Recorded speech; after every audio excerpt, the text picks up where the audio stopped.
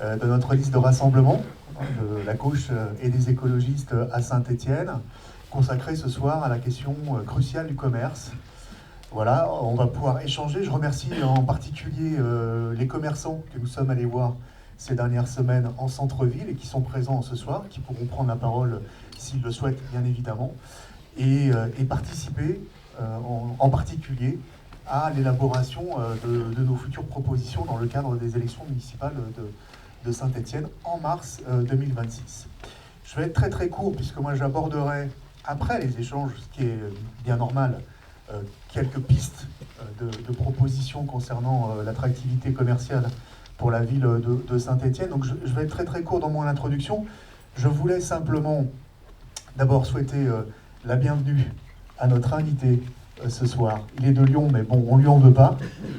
Olivier Razemont, journaliste au Monde, spécialiste des questions d'urbanisme, de transport, mais aussi des questions de commerce, et qui a commis un livre. Il est auteur il y a maintenant 10 ans, en 2016, qui s'appelle « Comment la France a tué ses villes ». Et alors, dans ce livre, le chapitre 1, qui s'appelle « Bail à céder », ce chapitre 1 commence sur quelques pages, 4 pages je crois, ou 5 pages, consacrées à la ville de Saint-Étienne. Donc il pourrait y revenir à la fois sur la partie constat, mais aussi sur la partie proposition. Je voulais simplement, en 2 mots, aujourd'hui, dire que nous sommes dans un double déni de la part aujourd'hui de la majorité municipale de Saint-Étienne et de son maire Gaël Perdriau, pour quelques jours encore. Ce double déni concernant les commerces, il concerne à la fois la question de la fermeture des commerces et de la vacance commerciale. Selon la ville de Saint-Étienne aujourd'hui, le nombre de commerces aurait augmenté de 18% entre 2020 et 2026. Il aurait augmenté de 22% entre 2014 et 2020, ce qui veut dire qu'il y aurait eu depuis 2014 plus de 1500 commerces supplémentaires dans notre ville de Saint-Étienne. C'est pour ça que je parle de déni, tout simplement parce qu'il suffit pour les Stéphanoises et les Stéphanois de se promener tout simplement en centre-ville pour constater à l'œil nu l'hécatombe commerciale en termes de fermeture et de pas de porte aujourd'hui vacants. Ça, c'est le premier point. Le deuxième point, c'est aussi un déni par rapport à ce qui s'est passé à Style en 2020. Par rapport au fait qu'on ait implanté une vaste zone commerciale en périphérie, alors à contre-temps, vous nous le direz, Olivier, de tout ce qui se passe ailleurs dans les grandes villes. Et ce déni par rapport à Style, alors il y a une coïncidence aujourd'hui, c'est que nous sommes le jour de l'ouverture de Burger King en centre-ville. Alors, selon Progrès, un article du Progrès, ce serait une très bonne nouvelle. Bon. Je ne suis pas sûr que ce soit le type de locomotive, on en reparlera tout à l'heure, qu'il nous faudrait à nouveau, en particulier pour remplacer ce qu'il y avait avant Burger King, à savoir Zara, et on verra tout à l'heure que ça a eu des conséquences très très précises sur la fréquentation du centre-ville. Mais aujourd'hui, on voit bien que dans cette semaine, certes, il y a l'ouverture de Burger King, mais il y a la fermeture de nouvelles boutiques d'habillement, notamment Pinky, mais bien d'autres aussi, qui sont annoncées pour le mois de mars prochain. Et que, voilà, on assiste à des fermetures de rideaux depuis maintenant des années sur des artères du centre-ville qui étaient des artères foisonnantes de commerce, comme la rue du Général Foy. Alors, dire aujourd'hui qu'il n'y a pas de coïncidence, qu'il n'y a pas de conséquence entre l'implantation de Style en 2020 et le fait qu'aujourd'hui il y ait moins de fréquentation du centre-ville et moins de commerce, ou en tout cas plus de fermeture de commerce au centre-ville, c'est une des questions qu'on va aborder ce soir avec Olivier Razemont. Voilà, je passe la parole tout de suite à Annick Géane, de façon à ce qu'elle introduise notre invité. Merci, bonsoir à toutes et tous. Alors, cette aventure a commencé quand nous avons démarré un groupe de travail il y a quelques mois avec Daniel Damar, qui est ici, co-référent, sur le commerce. Et évidemment, on a commencé à lire, à regarder ce qui se passait dans plein de villes. Et puis, j'ai lu ce livre et je me suis dit, mais c'est super, il y a déjà plein d'analyses et plein d'exemples sur d'autres villes. Et du coup, j'ai appelé, je ne connaissais pas du tout Olivier Rasmont, je lui ai fait un petit, je ne sais pas quoi, LinkedIn ou quelque chose, et je lui ai dit, Olivier, est-ce que vous voudriez bien venir nous parler? Et Olivier, très sympathiquement, m'a dit, bah oui, voilà. Donc je le remercie vraiment de sa générosité pour venir avec nous ici ce soir. Ce qui m'a frappé, c'est sa façon aussi d'aller voir les choses, de considérer les choses de manière très précise. On voit qu'il a passé du temps, qu'il a été interrogé beaucoup de gens. Voilà, pour moi, il est entre un journaliste et un chercheur, ou un petit peu les deux, je ne sais pas comment il se définirait lui-même. Et ça m'a semblé assez proche de la façon dont on a abordé les choses aussi. On ne sait pas tout, et il faut aller demander, il faut aller voir les commerçants, ce qu'on a fait pas mal de fois ces dernières semaines. Et moi, j'ai été très frappée par l'énergie qui reste, malgré tout, chez tout le monde, chez les commerçants qu'on a rencontrés, et surtout leur souci de l'intérêt général de leur vie. Moi, ça m'a vraiment... je suis ressortie boostée, je me suis dit, mais c'est super, si on a vraiment des projets, on va pouvoir les faire ensemble, on va pouvoir les construire ensemble, et il y aura de l'énergie pour les faire arriver. Donc voilà, je suis très contente de ça, et je pense qu'Olivier va beaucoup nous apporter ce soir. Donc, merci encore Olivier d'être avec nous.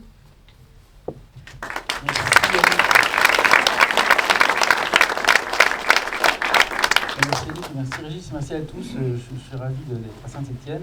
Effectivement, le livre commence à Saint-Étienne, donc c'est un peu bizarre. J'ai pas vu ça tout à l'heure. Je me dis, tiens, ça m'a rappelé plein de souvenirs. Alors, oui, j'ai fait ce livre en 2016. Il a été mis à jour plusieurs fois. J'avais dit à mon éditeur, en fait, pourquoi je commence par Saint-Étienne, ce bouquin? Parce que j'avais observé à l'occasion d'une conférence sur le vélo, mon bouquin d'avance sur le vélo, le pouvoir de la pédale. Et j'étais venu à Saint-Étienne à l'invitation de l'association aussi vélo. Et du coup, j'avais ce livre en tête. Je me dis, mais partout où je vais, je retrouve ce phénomène. D'abord, effectivement, de commerce vide, de vitrines vides, qui est la chose la plus frappante, mais on verra que c'est pas seulement ça. Et en fait, je m'étais dit, il y a vraiment un sujet. Donc, je suis resté quelques jours, je me suis baladé un peu partout, j'ai rencontré des gens, etc. Et puis après, j'ai fait le bouquin, et c'est vrai que je vais un peu partout en France. Donc, pendant des années, j'étais comme ça, le gars qui venait de Paris et qui venait parler un peu partout en France des villes moyennes et de ce que j'avais pu observer. Et maintenant, j'ai aggravé mon cas il y a quelques mois, puisque j'habite à Lyon, en tout cas du point de vue stéphanois. Je suis désolé, mais c'est pas prévu, c'est comme ça. Et voilà. Et donc, et simplement, ce que j'ai observé simplement, au cours de cette enquête, mais que je continue à faire un peu, même si je ne suis que journaliste en fait, je ne suis pas chercheur en fait, je suis que journaliste, je suis que... donc ce que je fais en général, ma pratique, c'est d'aller voir, et je le fais aussi, que je l'ai fait un peu pour le bouquin sur les marchés, qui est un peu l'antidote, je parlerai peut-être aussi après, mais qui s'appelle On n'a que du beau.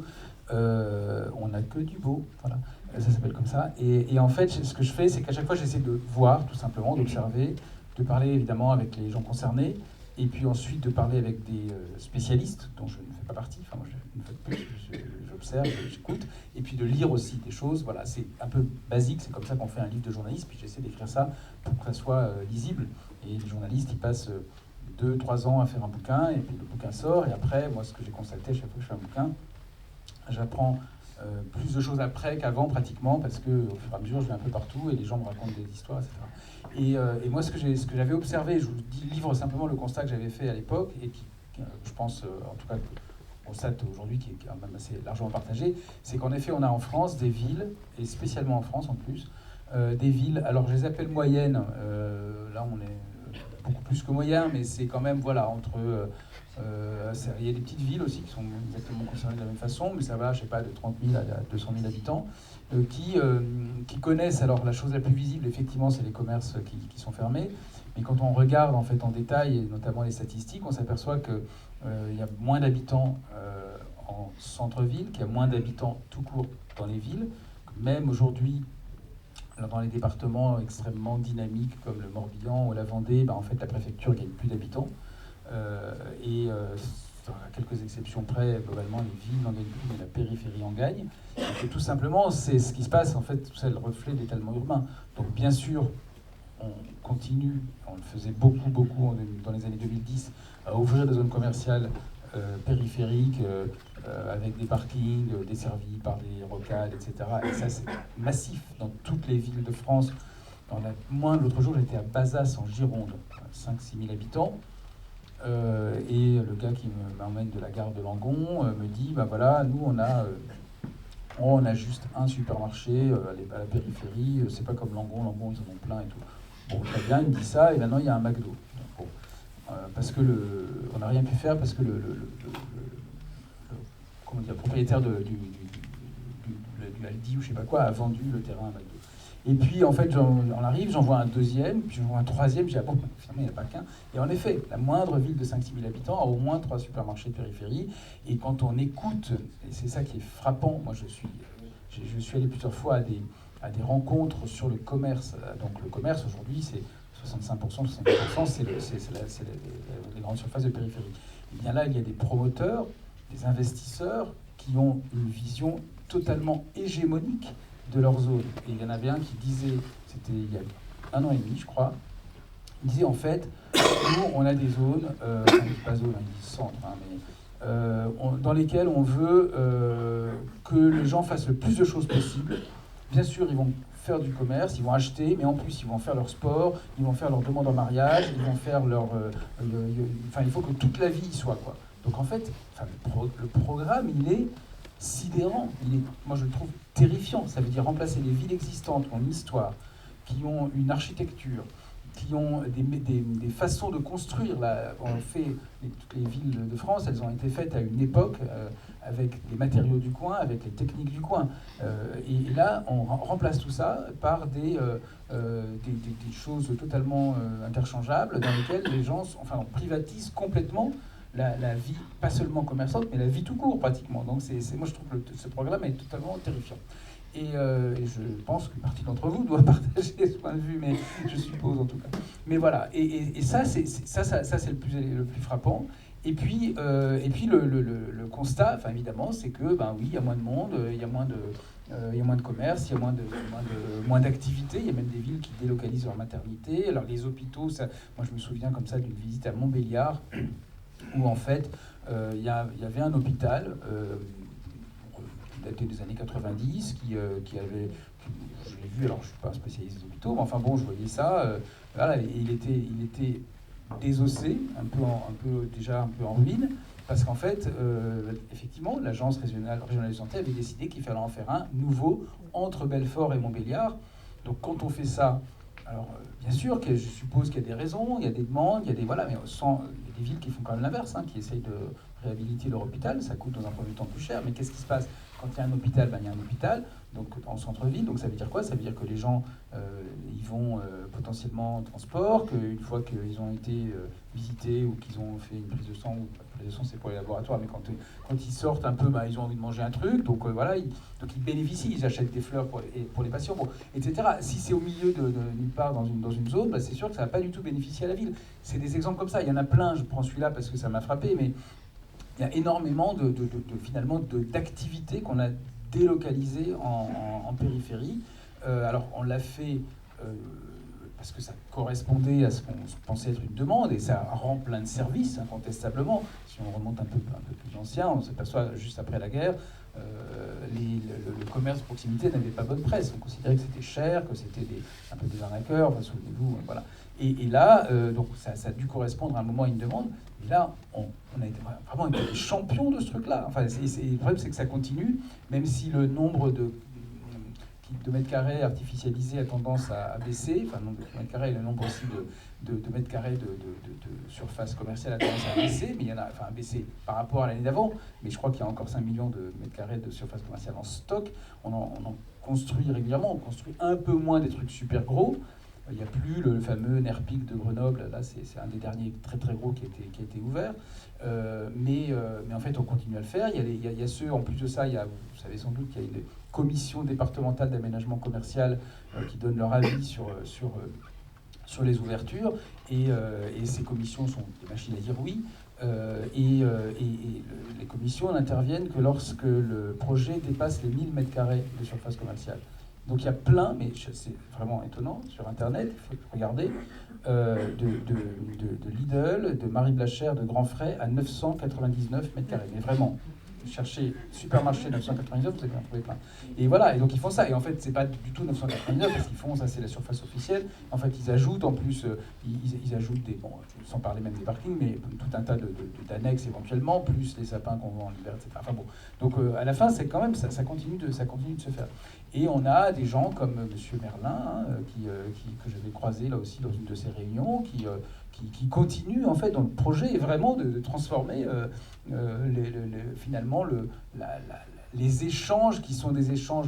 Quand on est une ville, ne peut pas vivre sans commerce. Il n'y a pas de commerce sans ville, il n'y a pas de ville sans commerce. Mais transformer les échanges que nous faisons tous en achetant, parce qu'effectivement, ou en consommant d'une manière ou d'une autre, en choses qu'on peut encore plus se rentabiliser en le mettant dans une cage qui sera la zone périphérique. Et en fait, si moi mon point de vue de départ, c'est la ville, c'est bien sûr, le commerce en fait partie, mais moi ce qui me semble le plus gênant, le plus inquiétant, c'est quand la ville disparaît, c'est-à-dire que quand les échanges disparaissent, quand les gens se croisent plus, et voilà, c'est ça qui me semble être la chose la plus la plus inquiétante, c'est bien sûr qu'il y a la question des commerces, mais il y a aussi tout simplement ces échanges. Alors cela dit, je voudrais rassurer Annie, parce que là j'ai fait évidemment un tour en arrivant, pas très long, pas assez long sans doute, mais j'ai quand même vu qu'il y avait pas mal de monde, donc ça m'a plutôt rassuré. J'avais vu les papiers du Progrès, j'avais vu effectivement qu'il y avait encore des vitrines qui avaient fermé, mais moi ça m'a un peu, je me suis dit, bon, en fait non, à chaque fois que je viens à Saint-Étienne, je me dis, mais oui, évidemment, je sais, c'est une grande ville, enfin, il y a quand même beaucoup de monde, et c'est plutôt, il y a pas mal, alors qu'il fait froid et tout ça, je sais qu'il y a Noël, mais enfin, c'est plutôt pas mal quand même. Moi je trouve que quand même, franchement, c'est pas toujours le cas dans toutes les villes. Une dernière chose, parce que, et après, il y a sûrement plein de discussions qu'on pourrait avoir, hein, mais en faisant mon étude sur les marchés forains, moi, je me suis rendu compte aussi que dans cette histoire de ville, dans cette histoire de mobilité, d'aménagement urbain, il y a toujours cet objet, n'est-ce pas, qui est le marché forain, comme c'est son nom officiel, hein, le marché du samedi, du dimanche, auquel les gens sont plutôt attachés, qui répond à toute une série de préoccupations contemporaines, qui répond à la demande d'abord de rencontres, de discussions, d'échanges, et qui en plus, où on trouve des produits plutôt bruts, des idées de recettes. Donc franchement, on sait très bien que les produits ultra transformés sont catastrophiques pour nos organismes. Donc là, on a tout simplement, ils ne sont pas tous bio, ils ne sont pas tous producteurs, ok, ils ne sont pas tous de saison, mais on trouve quand même tout un tas de choses qui nous permettent de cuisiner. C'est souvent une piétonisation stricte et consensuelle. Il n'y en a pas beaucoup des endroits comme ça, y compris dans la moindre ville de 3000 habitants. On a comme ça un endroit qui devient piéton le dimanche, par exemple, et ça c'est rare. Et en plus, on a cette convivialité, cette discussion qui naît du fait qu'on est dehors, qui naît du fait qu'on est qu'une seule fois par semaine, parce que la probabilité de rencontrer les gens elle est plus forte quand ça se passe seulement 1 ou 2 fois par semaine que quand c'est tous les jours. Et voilà. Et donc on a ce marché qui rend finalement, qui est un peu l'antidote, hein, un peu à l'étalement urbain et aux différentes zones commerciales. Et moi, ce qui me frappe, les marchés ont plusieurs prédateurs. Il y a les grands frais, je le dis simplement, mais c'est exactement, ils se basent là-dessus. Les grands frais créés par M. Valéurian à Lyon il y a 30 ans. Et qui a vraiment cette ambition hégémonique. Et puis il y a un autre acteur qui menace les centres-villes, c'est les fameuses halles gourmandes. Et la dernière fois que je suis venu à Saint-Étienne, c'était en fin 21, et du coup j'étais allé voir du Toki à Mazra, et j'avais parlé simplement avec une commerçante, même une salariée, qui m'avait confirmé ce que je pressentais, qui me dit, mais en fait c'est une catastrophe, parce que nous on est obligés d'être ouverts tous les jours, de 9h à 19h, Donc ça veut dire des salariés, ça veut dire de la manutention, etc. Et il y a du monde seulement le midi. Et en plus, alors c'est vrai que c'est bizarre, mais en plus, comme on a des salariés, il faut respecter les horaires de travail, donc on doit fermer le midi. En plus, donc c'est pas très malin, mais bon, voilà le résultat. Donc c'était presque prévisible. Et le problème, c'est qu'on a parfois des élus, il faut le dire, je suis désolé de dire ça comme ça, mais c'est la vérité, qui s'imaginent qu'on va pouvoir, grâce par magie, avec une halle gourmande dans les villes, et il y en a plein en ce moment qui se créent, ah bah tiens c'est super, ça va animer la ville. Et il n'y a aucune analyse de ce que c'est que la ville, du lieu, de ce que peut être un marché, parce que ça copie toujours le marché, et finalement c'est une galerie marchande de centre-ville. Voilà, donc effectivement je me suis dit, c'est quand même, bon, c'est vraiment dommage que ça retombe à nouveau sur Saint-Étienne, mais effectivement, enfin, c'est pas la seule, hein, rassurez-vous, il y en a plein partout. Moi j'ai vu ça à Toulon, j'ai vu ça, il y a plein de villes où le maire se dit tiens, très bonne idée, on va ouvrir une halle gourmande. Voilà, je pense qu'il y a plein d'écueils, et en matière de... Moi je ne suis pas un spécialiste du commerce, mais j'ai compris au fur et à mesure quand même que le commerce est une matière premièrement mouvante. Il y a les commerces qui ouvrent, qui ferment, et c'est normal, et c'est la vie normale, voilà. Et puis aussi c'est une matière très complexe. Enfin ça, c'est évident, ça semble évident, mais très souvent je lis des manifestes notamment sur la mobilité, qui disent oui, on va accéder au commerce et aux services, et hop, là, c'est tout en deux mots, et puis c'est tout. Non, mais c'est beaucoup plus compliqué que ça. Il y a des commerces qui sont ouverts tel jour, certains qui vendent le soir, d'autres le matin, d'autres en saison, etc. Donc c'est une matière beaucoup plus complexe, et tout ça, ça demande une stratégie commerciale. Enfin, c'est une des solutions, on en parlera sans doute, très importante pour une ville, qui est de se poser la question de quel type de commerce on veut, de quelle réponse, et puis surtout ne jamais oublier que le commerce est d'abord le reflet de la rencontre des habitants et aussi de ceux qui passent dans la ville. C'est pas juste on va mettre des commerces et puis voilà, c'est aussi tout simplement comment dire, le commerce fait partie intrinsèquement de la ville.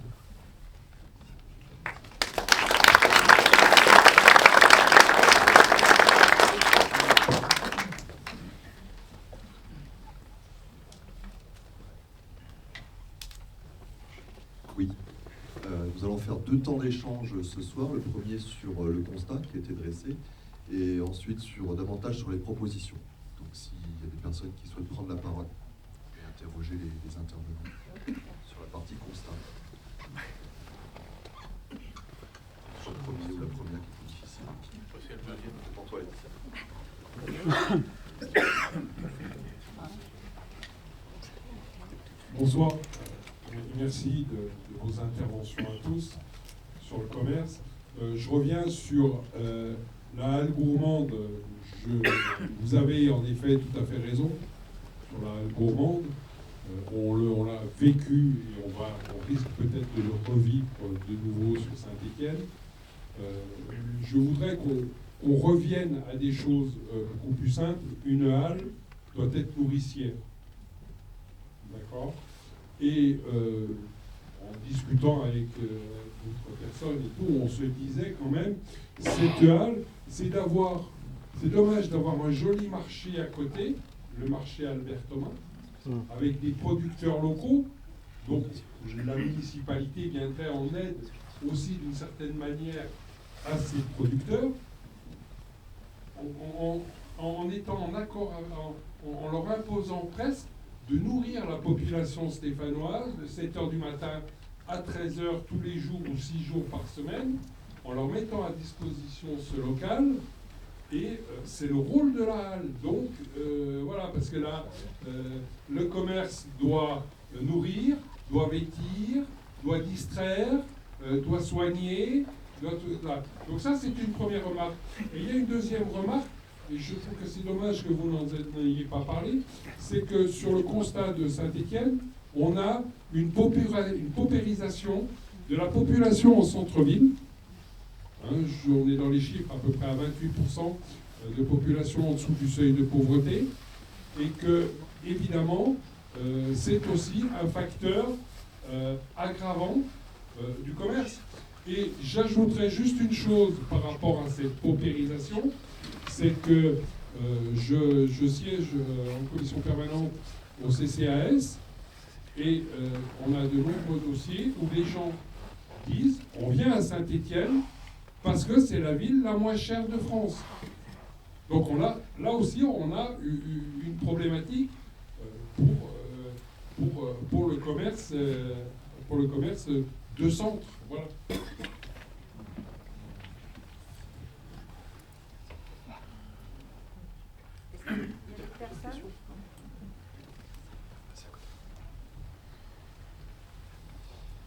Oui, bonsoir. Je voulais savoir, moi j'ai juste une question à poser, l'impact du commerce d'Internet. Voilà.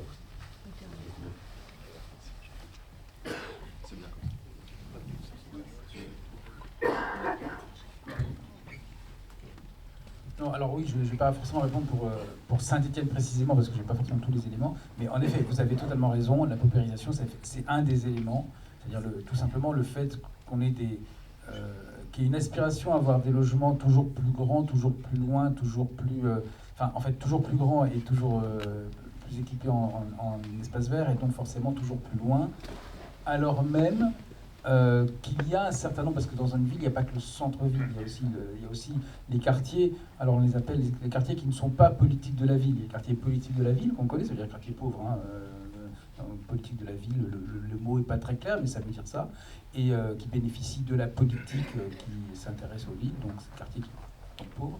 Et il y a les quartiers hors politique de la ville, on les appelle comme ça, et qui en fait sont tout à fait, qui peuvent aussi accueillir beaucoup de monde, et qu'on oublie généralement mais en effet, une des conséquences de l'étalement toujours plus lointain de tout type, y compris de l'habitat en fait, et aussi une population du centre-ville, parce qu'on a du coup des appartements qui sont moins adaptés, qui ne sont pas forcément bien isolés, etc., et qui donc conviennent à des gens qui ont moins les moyens. Et ça, on le retrouve absolument partout. Il y a toujours cette rengaine des métropoles riches, mais quand on regarde la carte, mais toutes les villes, en fait, mais vraiment toutes les villes, alors peut-être pas les vraiment plus grandes, mais sinon, toutes les villes sont en fait plus pauvres que leur première couronne.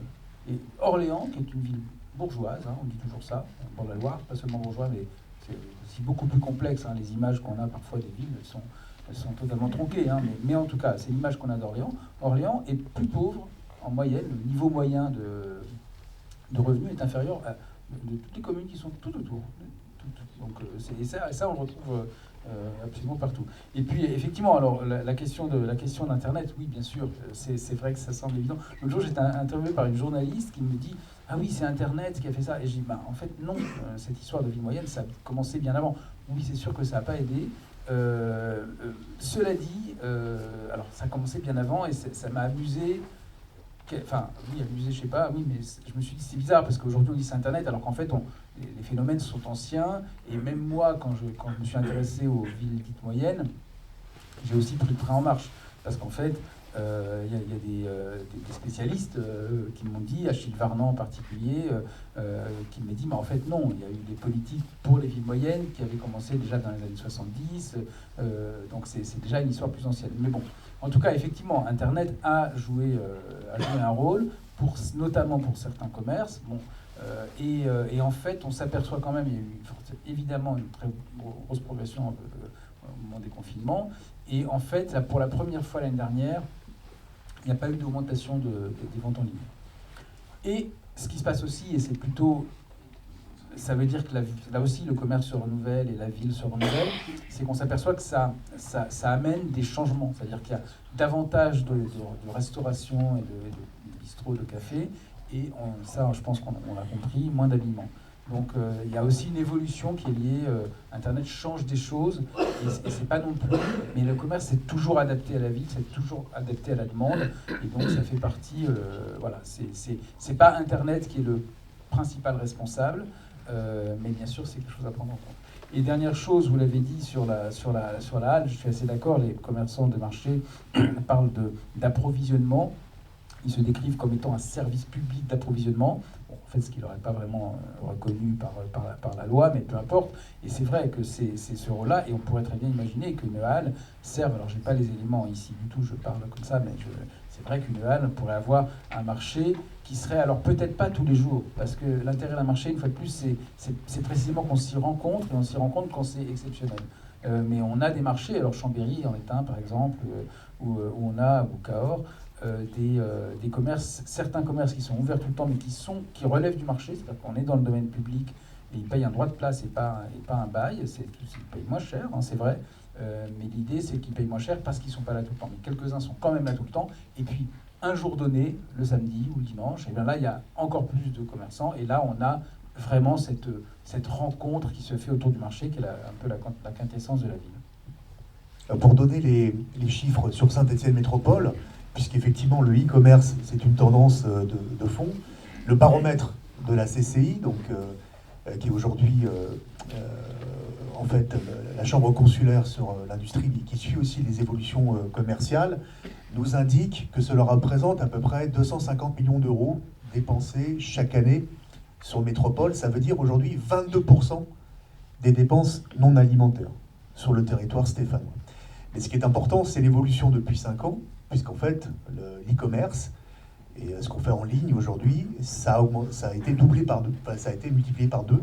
Donc ça a doublé depuis 5 ans. Donc on voit quand même que c'est une évolution tendancielle. Et ce qui est intéressant aussi, c'est que les commerces physiques, on était chez Tristan Thomas la semaine dernière, la confiserie des Arcades, qui est là, dans la salle. J'avais pas eu, pardon. Peut-être qu'il va en parler lui-même, mais voilà. Mais que les commerces physiques aussi lancent aussi du commerce en ligne. C'est une façon aussi de diversifier leurs ventes. Et que bien souvent, on le voit, les commerçants nous l'ont dit, les gens vont voir sur Internet, notamment le soir, les produits qui sont disponibles dans les commerces physiques. Et souvent, ils viennent physiquement quand même les acheter en centre-ville. Donc c'est aussi intéressant. Il n'y a pas que de la livraison à distance.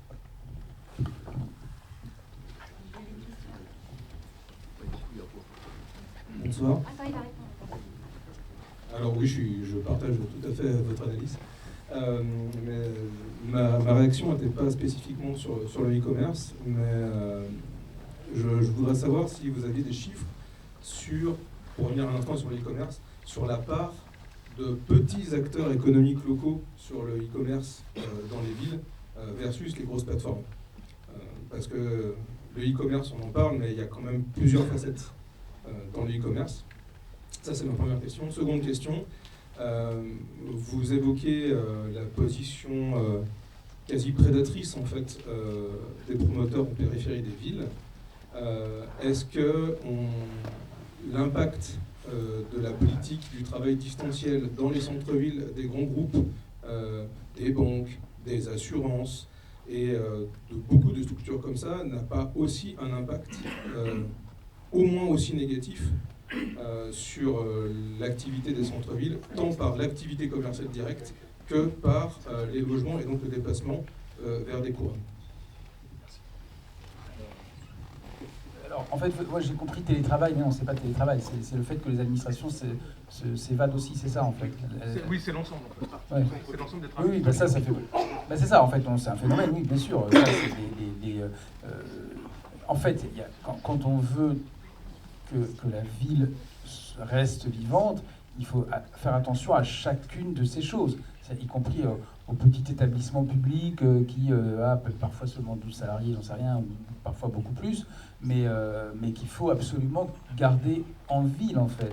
Et moi j'avais au cours après de ma tournée, si on peut dire, après la sortie du livre, vu plein d'endroits où justement les municipalités essayaient de garder, alors c'était parfois simplement un truc de la direction départementale de l'ex-DDE, c'était parfois un petit, je sais plus, une petite organisation territoriale qui s'occupe des ports de pêche, je sais plus très bien. Mais enfin, voilà, on essaie de garder, et c'est vrai pour les administrations. C'est sûr que si on commence à mettre toutes les administrations en dehors en disant « Ah oui, c'est pratique, il y a des parkings, parce que le réflexe », en réalité, ben oui, les gens ils vont plus consommer. Alors j'ai un exemple dans le centre de Poitiers, alors j'ai pas les chiffres pour Saint-Étienne, mais dans le centre de Poitiers, comme ça, quand on demande aux gens pourquoi vous êtes en ville, et qu'est-ce qui... Voilà, pas la moitié, mais je pense à peu près un tiers des gens répondent on est là parce qu'on est déjà là, c'est-à-dire qu'on est déjà là parce qu'on y travaille en fait.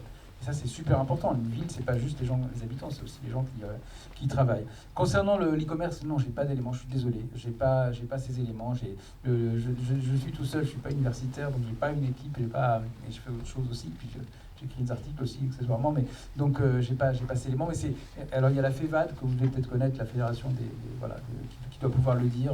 Mais en effet, bien sûr, on appelait ça au début, on appelait ça le click and mortar. Donc c'était simplement le commerce plus le fait, mais c'est assez généralisé maintenant, le commerce qui vend lui-même en ligne. Voilà. Et j'ai passé. Oui, bonsoir. Alors, je vais continuer un petit peu sur l'e-commerce et plus précisément sur le côté communication. Pourquoi ? Parce qu'on connaît le e-commerce aussi pour sa communication très agressive avec des blue chains, etc.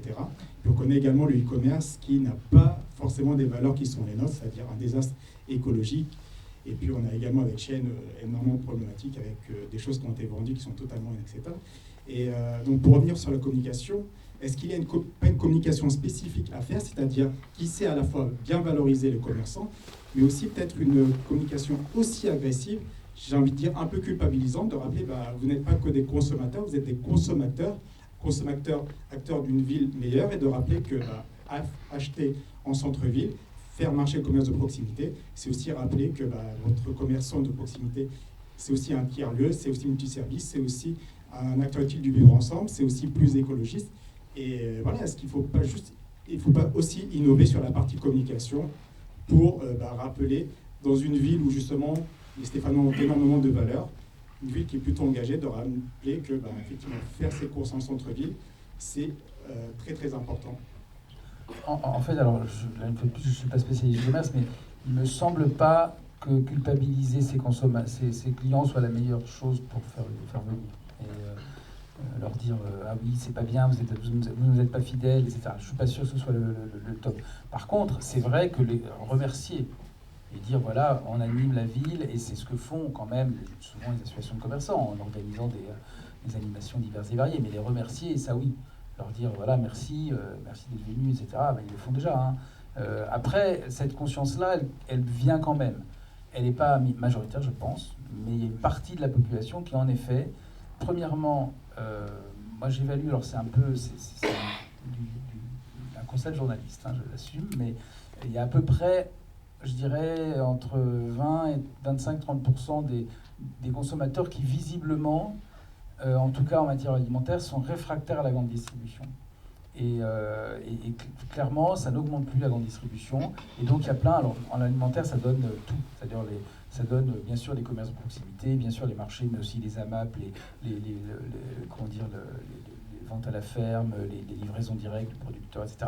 Et ça veut dire qu'il y a quand même beaucoup de gens qui ont cette conscience-là et qui se disent en fait, c'est pas uniquement on va encourager notre commerce de proximité, c'est aussi pour des raisons de santé, parce qu'on veut des bons produits, on veut savoir d'où ça vient, etc. Donc ça peut jouer. Et puis après, de toute façon, pour une ville, parce que une fois de plus, c'est la ville, la communication, la première communication, c'est la ville. Si c'est agréable, s'il y a du monde, si on se croise avec différentes générations, alors c'est pas forcément, je crois pas du tout à la musique diffusée par haut-parleur, mais si c'est sympa, si c'est un lieu de rencontre, qu'on peut laisser ses enfants courir parce que c'est piétonnisé, qu'on peut garer, si on vient en voiture, la voiture un peu plus loin, et qu'il y a des trottoirs assez grands pour qu'on puisse facilement arriver avec une poussette en centre-ville, tout ça aide. C'est pas c'est le centre-ville, ou la ville d'ailleurs, parce qu'il y a aussi les commerces de quartier, n'a pas grand-chose à gagner à copier le centre commercial. Et pas non plus, c'est plus agressif. Moi, je suis pas instinctivement, mais je suis pas un très bon consommateur non plus. Mais donc, voilà, mais c'est instinctivement, j'aurais pas tendance à dire ça.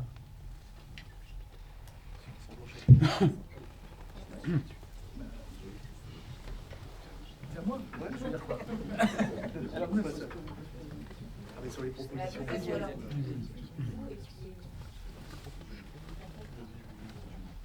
Allez, go, Jules.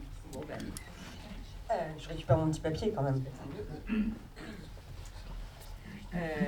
Donc, ce qu'on vient d'entendre justement sur le constat, je pense qu'on est tous d'accord. Saint-Étienne, on voit bien, moi j'ai plus parlé de la situation stéphanoise en fait, et j'espère que, et je suis persuadée même qu'Olivier Erasmus pourra largement compléter. On parlait tout à l'heure, par exemple, de l'aspect de la publicité, juste à l'instant. On peut aussi faire une communication qui est tout à fait positive. C'est-à-dire que pour attirer des personnes vers les commerces, c'est aussi l'animation du centre-ville qui est primordiale. Pas forcément culpabiliser, mais simplement que cette expérience, ce moment où on va se promener en ville, soit favorable au commerce. En fait, quand on réfléchit commerce, finalement, c'est un peu l'histoire de l'œuf et de la poule, en fait. C'est-à-dire, est-ce que c'est le commerce qui dynamise la ville ou est-ce que c'est la ville dynamique qui dynamise le commerce? Et tout ça, c'est lié. C'est-à-dire que si on veut avoir un centre-ville vivant, c'est aussi des commerces qui seront vivants. Et à ce moment-là, c'est tous les différents services qui doivent pouvoir travailler ensemble, il me semble. J'espère que je dis pas de bêtises quand même. Voilà. Donc, c'est-à-dire l'urbanisme aussi, c'est une véritable question. L'aménagement de la ville. À Saint-Étienne, par exemple, style, la promesse de style, qu'est-ce que c'est? La promesse de style, c'est aussi de pouvoir faire ses courses en toute sécurité, laisser courir ses gamins. Il y a plein d'arbres qui ont été plantés, et donc dans quelques années, il y aura des arbres et de la végétation pour faire son commerce. Eh bien, j'ai envie de dire, pourquoi est-ce qu'on ne ferait pas ça au centre-ville et dans les centres des quartiers également? C'est-à-dire que, comme tu l'as dit tout à l'heure, il y a aussi l'aspect du lien social qui est porté grâce au commerce en général. Une personne âgée, par exemple, eh bien, si elle sort le matin, elle va aller acheter sa baguette de pain, ensuite elle va aller acheter son journal, etc. C'est aussi une activité physique, donc pour sa santé, c'est bien mieux. Et également, c'est un lien social. On a parlé tout à l'heure des marchés forains. Évidemment que c'est un lien social, mais le boulanger, le commerce de proximité est un lien social, et c'est primordial pour faire société aujourd'hui. Sur le constat aussi, enfin, sur ce qu'on a pu voir à Saint-Étienne dans le passé, moi ça m'arrive d'être commerçante en fait, je suis commerçante intermittente je dirais, et je pense vraiment qu'il y a eu un avant et après Fnac en fait.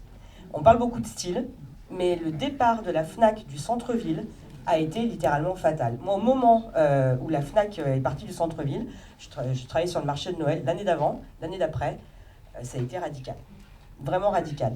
Donc il y a aussi cet aspect-là, il y a des locomotives, c'est vrai, mais pas seulement. Aujourd'hui, actuellement, à Saint-Étienne, en ce moment, là, au mois de décembre, la locomotive, c'est quoi? C'est le marché de Noël. Au mois d'octobre, la locomotive, c'est la fête du livre. À la fin de l'année, enfin tous les 2 ans, la locomotive, c'est un peu la biennale aussi.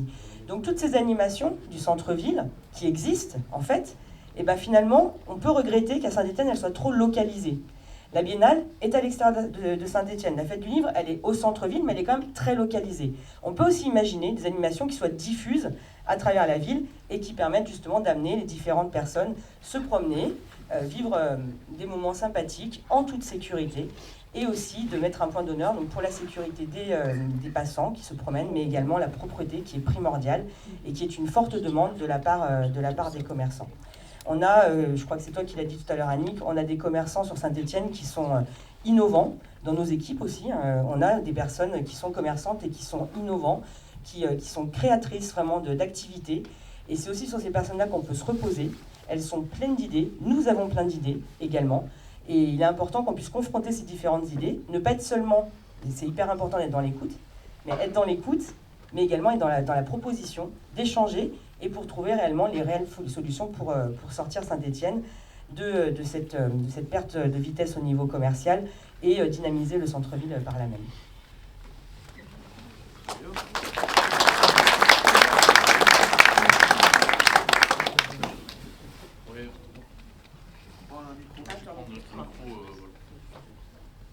Oui, merci.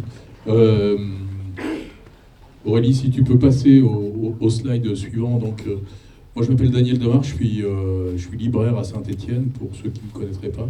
Donc là, on va faire un peu de maths. Excusez. Aurélie, tu peux passer le... Voilà. Alors, qu'est-ce que c'est que cette courbe? C'est la fréquentation du centre-ville en 2023. Alors, vous avez sur votre gauche, là-bas, le nombre de visiteurs en centre-ville par centaines de milliers. Et donc, en horizontal, l'année, avec les mois de janvier à décembre. Alors, qu'est-ce qu'on constate sur cette courbe? Depuis le mois de janvier jusqu'au mois de juillet, on a à peu près 500 000 visiteurs en centre-ville par semaine. Comment c'est calculé? C'est un service qui est fourni par Orange à partir du bornage des téléphones. sur une durée donnée et dans un périmètre donné. On voit des creux de temps en temps, ça correspond aux vacances scolaires. Et puis, bien évidemment, ça plonge au mois de juillet, au mois d'août. On voit bien le 14 juillet, on voit le mois d'août, le 15 août, là où ça baisse, on est à 350 000 visiteurs à peu près. Forte remontée en septembre, la rentrée scolaire. On redescend un petit peu, c'est les vacances d'automne. Forte montée à Noël. La dernière semaine, elle est flagrante, là. On la voit bien, la dernière semaine entre Noël et le 1er de l'an. Ça chute complètement. Tout le monde digère sa dinde ou son champagne. Voilà. 2023. Alors, Aurélie, si tu veux bien passer la courbe suivante. Et là, on démarre 2024. Et on démarre super bien en 2024. Je ne sais pas ce qui s'est passé en 2024, mais vous étiez tous en ville. Pour un creux, vacances scolaires. On redémarre après les vacances scolaires significativement, là encore, au-dessus de 2023. On touche les 600 000 visiteurs par semaine, là, ce qui est très important. Et puis d'un seul coup, ça chute. Alors ça chute. Qu'est-ce qui s'est passé à ce moment-là? Aurélie, si tu veux bien passer le slide suivant. Voilà. Ça chute, ça remonte un petit peu, et ça va redescendre sous 2023 et ne jamais remonter jusqu'à la fin de l'année. D'accord? Et on perd à peu près 10% de visiteurs, c'est-à-dire 50 000 visiteurs par semaine. 50 000 visiteurs, c'est énorme. La place de l'hôtel de ville, quand il y a une manif et que la place d'hôtel de ville est pleine, c'est 10 000 visiteurs. C'est 10 000 personnes. Donc ça fait 5 fois la place de l'hôtel de ville blindée. Alors qu'est-ce qui se passe à ce moment-là? Là, on est au printemps 2024. Je ne sais pas si vous vous rappelez. Moi, j'ai mis un moment à trouver ce qui s'était passé pour que les courbes se croisent et que ça ne remonte jamais. C'est la fermeture de Zara. Là, on a l'impact d'une locomotive commerciale. Et Zara, c'est du commerce de destination. C'est pas, on y va pas pour se promener en ville. On y va pour acheter. Ce qu'on fait aussi dans les grandes surfaces périphériques, ce qu'on fait à Style. Voilà. Donc là, on est en 2024. On termine 2024 sous entre 10 à 15% de visiteurs en moins, c'est-à-dire entre 50 et 80 000 visiteurs en moins selon les semaines. Aurélie, si tu peux passer le slide suivant. Et là, vous avez 2025 en vert. Alors, 2025 en vert, on est toujours en dessous de 2023 et donc de 2024 et donc a fortiori de 2023. Là, on perd 15% par rapport à 2023 de visiteurs en moyenne. Vous vous rappelez, en 2023, on avait touché les 600 000 visiteurs. En 2025, on a du mal à toucher les 500 000 visiteurs. On perd 100 000 visiteurs, 10 fois la place de l'hôtel de ville par semaine. C'est énorme. On voit les vacances scolaires d'hiver, là. Ça remonte légèrement. Et à ce moment-là, il y a cette réunion de commerçants à laquelle j'ai participé, qui a fait déclencher un certain nombre de mesures prises par la municipalité, qui sont les parkings gratuits le week-end et l'éclairage de nuit. Alors moi j'ai participé à cette réunion, il y avait un truc qui était extrêmement significatif, c'est qu'il y avait une colère extrêmement importante. Je ne sais pas s'il y avait des commerçants, il y a des commerçants ici qui étaient présents, moi je suis le seul. Il y avait un niveau de colère extrêmement élevé, c'est-à-dire la cocotte minute était en train d'exploser. Donc il y a eu des mesures d'urgence qui ont été prises, et cette colère a été significative d'une rupture de la communication, pour moi, entre les commerçants et la mairie. Et ça, c'était... Et donc, pour calmer cette colère, il n'y avait que des mesures d'urgence à prendre. Ce qu'on voit sur ces courbes, c'est que ces mesures, alors moi je ne sais pas si je dirais pas si elles étaient bonnes ou pas bonnes, en soi, de manière intrinsèque, mais elles n'ont pas d'effet.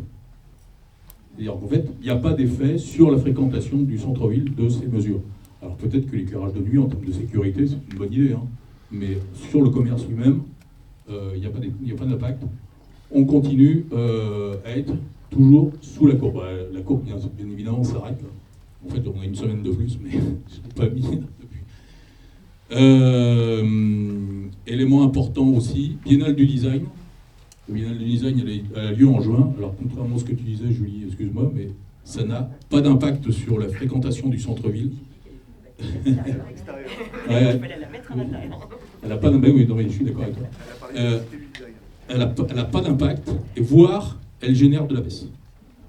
hein, sur la fréquentation du centre-ville, quand on regarde les chiffres d'à peu près. Voilà ce que je voulais illustrer. Je pense que c'est intéressant d'avoir ces éléments, parce que ça objective en fait notre impression, l'impression qu'il y a moins de monde en ville. Ben voilà, les chiffres sont là. Alors attention, la fréquentation du centre-ville, c'est pas la fréquentation des commerces, parce que toutes les visites dans le centre-ville ne sont pas des visites de commerce par destination. Hein, faut bien faire le distinguo, contrairement à un centre commercial extérieur comme Style, où là on y va pour dépenser, hein, pour la majeure partie du temps. Voilà. Alors bien évidemment, il y a toujours des petites nuances, hein, je suis d'accord. On a des cours, alors on a des idées de fréquentation de Style. Alors les chiffres de Style, on les a pas, ils sont confidentiels, mais on arrive à les avoir quand même. D'ailleurs, ça sera intéressant dans une future gestion du commerce que tout soit mis sur la table et que tout soit transparent. Moi, je serais très favorable à ça, que dans les associations de commerçants, dans une discussion avec les commerçants, que tous les chiffres soient communiqués et transparents. Après tout, il n'y a pas de raison. À fin août, la fréquentation de Style, à fin août 2025 par rapport à fin août 2024, on est à plus 9,7%. C'est-à-dire que là, on est entre moins 10 et moins 15, et là-bas, on est à plus 10. Bon, merci.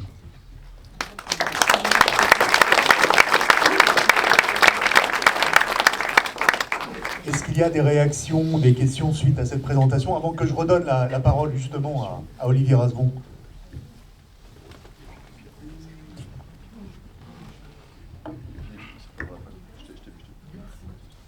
Oui, j'ai encore une question assez simple. C'est concernant Style. Style vient de rajouter 150 places de stationnement. Alors comment faire? Les gens, ils y vont en voiture. Ils y vont parce qu'ils mettent leur famille en voiture. Ils posent leur voiture au milieu. Et effectivement, ils sont bien parce qu'ils peuvent se promener tranquillement. Donc comment est-ce qu'on peut faire pour faire la même chose au centre-ville? Voilà.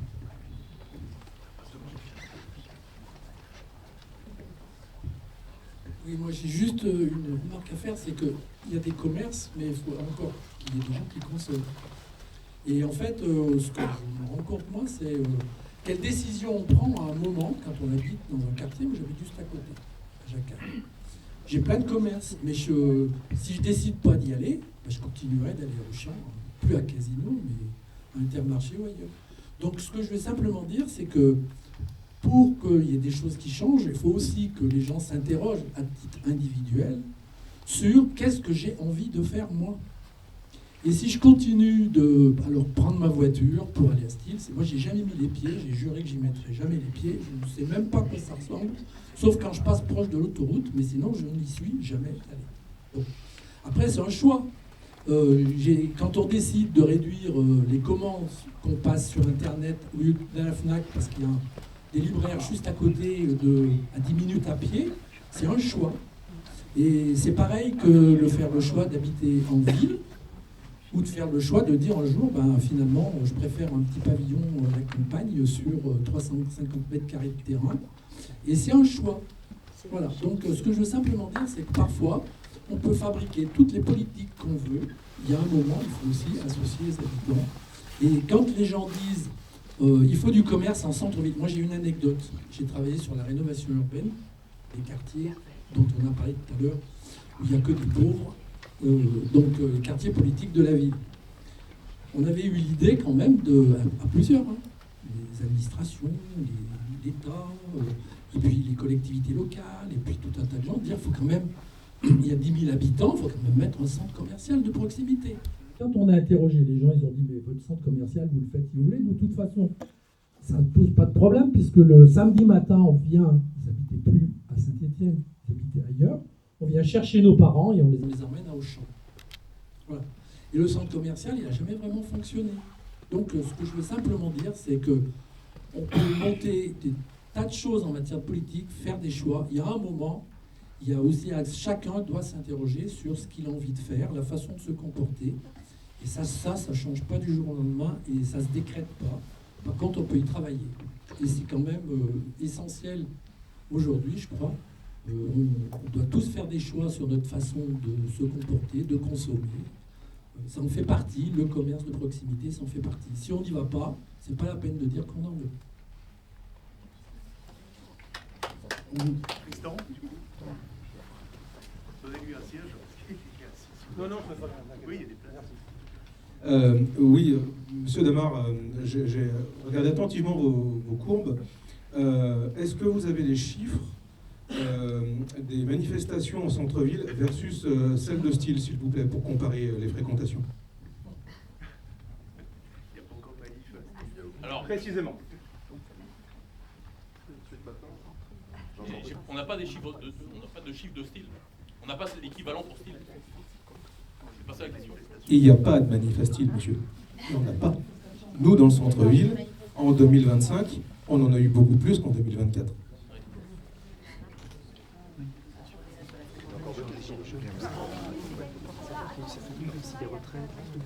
Moi, j'ai une question. Actuellement, on voit les hypermarchés, supermarchés réduire leur surface. Est-ce qu'il ne faudrait pas profiter, je vois Auchan, qui est passé qui a supprimé une tiers de surface à Auchan-Villard, Auchan-Moutier, et que du coup, c'est plus des supermarchés ou des hypermarchés, c'est des galeries marchandes. Donc, alors qu'ils ont bénéficié beaucoup d'aides, CICE, tout ce que vous voudrez, par rapport aux petits commerces. Là, on a peut-être une solution pour réactiver les petits commerces dans le centre-ville. Ils ont réduit leur surface. Ce serait peut-être une solution. Question ici, là. Oui, Parle bien dans le micro. Oui, je voulais poser une question sur Asmond. D'après lui, quel calcul fait le maire d'une ville quand il décide la construction, par exemple, d'un style? Est-ce qu'il pèse les avantages ou les inconvénients? D'après vous, comment fait-il ces analyses, quoi? Merci. Une dernière.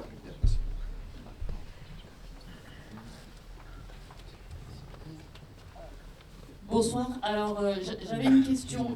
Alors, la paupérisation, moi, c'est un débat qui me gêne toujours un petit peu, parce que pour moi, le problème, c'est pas tant la paupérisation que les personnes qui sont bourgeoises et qui quittent les villes pour vivre un peu à l'américaine, et qui n'ont plus envie d'aller dans le centre-ville. Sur les commerces, je ne sais pas quel impact ça, parce que ce que je constate, c'est que les commerces accessibles pour les pauvres, entre guillemets, partent à Style, et ils restent à Saint-Étienne. Et tant mieux, heureusement qu'ils sont encore là, mais des commerces qui sont avec des produits de très haute qualité, on va dire ça comme ça. Ça me gêne aussi quand on dit un peu que Style n'apporte rien. Moi, j'habite à Carnot. Oui, ça fait du bien de voir du monde passer. Et sur Carnot, Carnot fait partie d'un quartier du centre-ville de Saint-Étienne quand même. Et après, par contre, j'avais une question sur les constats, parce qu'il nous en reste des commerces à Saint-Étienne. Le problème, c'est qu'ils sont isolés. Moi, j'ai toujours défendu et j'ai toujours aimé à Saint-Étienne le fait d'avoir des commerces un peu partout dans les quartiers. Il y a certaines villes qui avaient fait, qui ont travaillé pour accompagner des commerces à déménager, pour relocaliser et refaire des rues commerçantes qui attirent un peu, qui donnent envie de flâner. Et moi, je suis un peu partagée là-dessus parce que j'ai même ma vie de quartier et avoir encore une librairie. Oui, même à Carnot, j'ai encore une librairie, j'ai un restaurant et voilà. Donc là, ça faisait partie de mes questions. Et est-ce que vous avez constaté, vous, quand vous avez tourné dans les villes, des villes qui avaient réussi à redynamiser? J'ai passé 10 ans à Clermont-Ferrand. Il y avait une rue du Port très commerçante qui était complètement morte il y a 10 ans. Là, je suis retournée faire un tour à Clermont-Ferrand, la rue du Port. Il y a des petits commerces de partout, d'artisans, d'associations, etc. Et je précise du coup que même si c'est peut-être pas lié, mais Clermont-Ferrand a mis ses transports en commun gratuits les week-ends.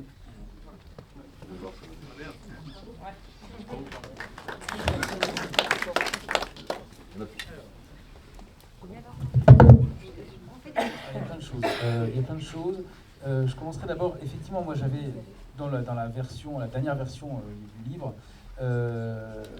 j'avais récolté toute une série de bonnes idées qui se passaient un peu, des bonnes pratiques qui se passaient un peu partout, et notamment, évidemment, une stratégie commerciale, c'est-à-dire savoir ce ce qu'on veut tout simplement, quel type de...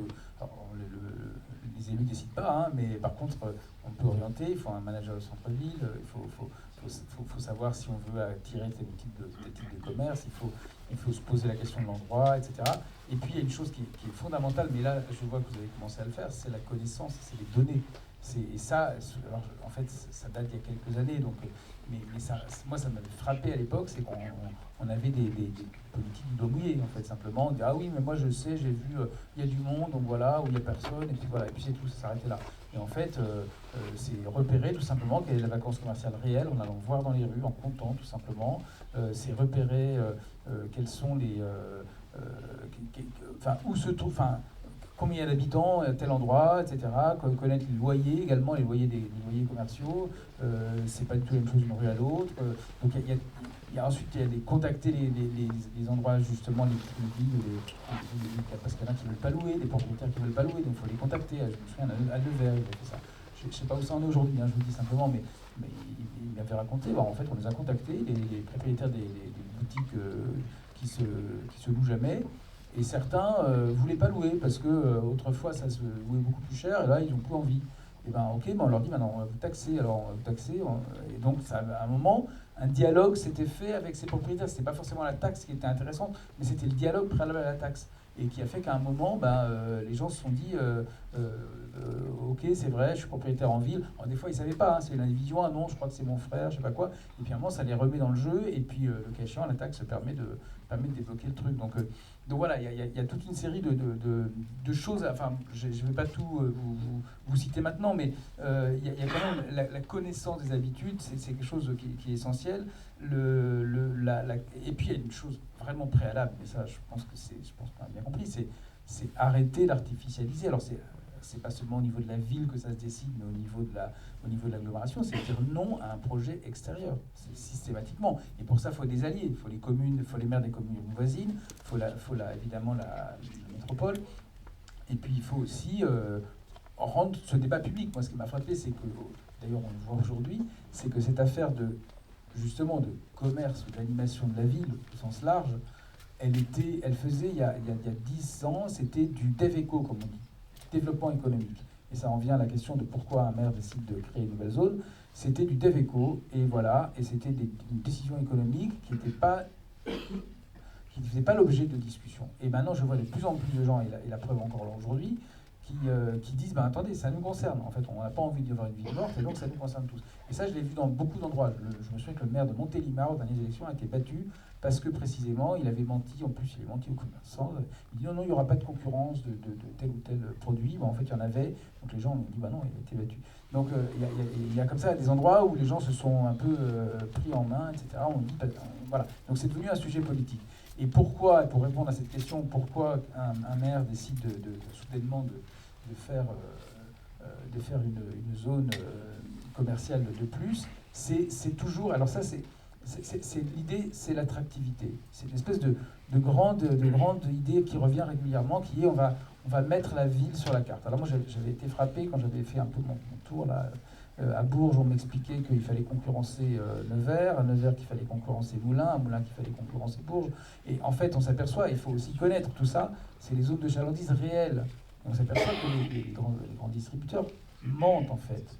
Quand ils veulent créer une nouvelle zone à côté de Toulouse, ils disent non, mais ça inclut pas Toulouse, ça va juste les communes autour. Et quand ensuite ils défendent leur projet en CDAC, ils disent si, on a une super zone commerciale, ça inclut Toulouse, etc. Ils racontent n'importe quoi en fait, en fonction de l'interlocuteur. Donc il faut observer tout ça, il faut les challenger avec ça. Et c'est vrai, si Steel ne donne pas ces chiffres, il faut aller les trouver.